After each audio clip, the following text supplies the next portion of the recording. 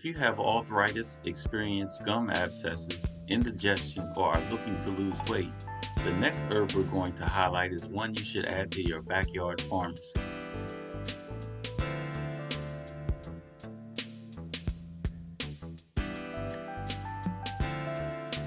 If you are new to gardening, you'll be happy to know that it is fairly easy to grow even in less than optimal soil.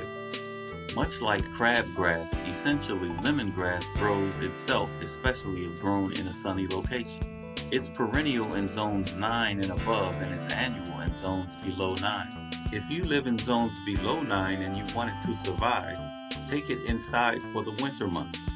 You can take it back outside in the late spring. Use the lemongrass fresh in the late spring, summer months, and early fall. I like to make a tea out of the freshly cut grass.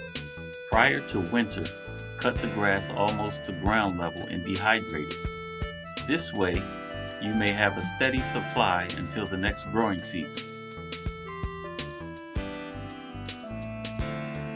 I'm your Natural Mystic Medicine Man reporting for Natural Medicine News. Peace and guidance.